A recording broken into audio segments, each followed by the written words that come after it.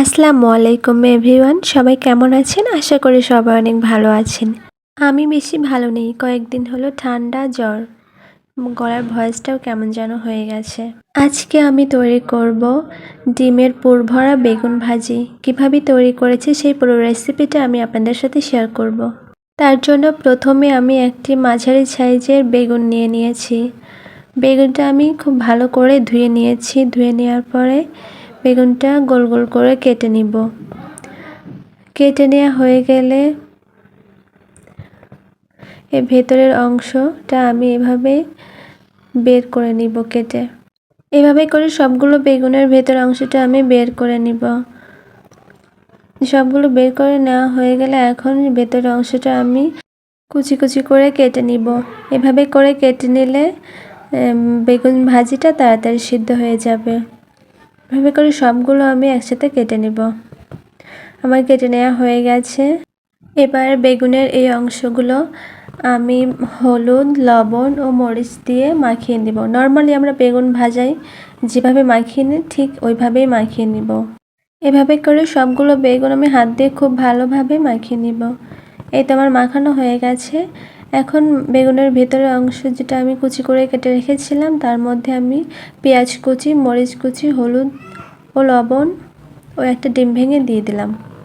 দেওয়ার পরে আমি হাত দিয়ে খুব ভালো করে মাখিয়ে নিব। আমার মাখানো হয়ে গেছে। এবার একটি প্যানে পরিমাণ মতো তেল দিয়ে কেটে রাখা বেগুনগুলো আমি একটি একটি করে দিয়ে দিব। দেওয়ার পরে যে পুরটা আমি মাখিয়ে রেখেছিলাম ওইগুলো আমি বেগুনের মধ্যে দিয়ে দিব।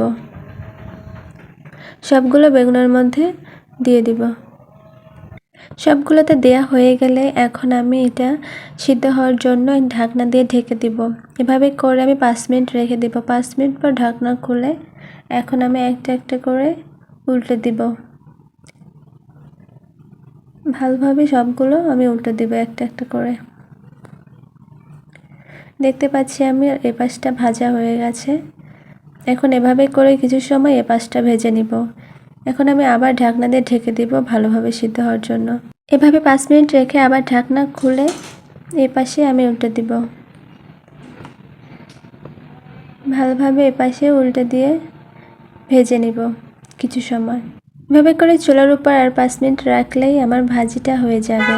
দেখতে পাচ্ছি প্রায় হয়ে গেছে ভাজিটা। এই তো আমার বেগুন ভাজিটা রেডি হয়ে গেছে একদম। এখন আমি একটা বাটিতে নামিয়ে নিব। একটা একটা করে তুলে নিব এখন একটা বাটিতে। এই তো আমার সবগুলো বাটিতে তুলে নেওয়া হয়ে গেছে। আমার আজকের রেসিপিটা ভালো লাগলে আমার পেজটি ফলো দিয়ে লাইক কমেন্ট করে সবাই আমার পেজের সঙ্গেই থাকবে।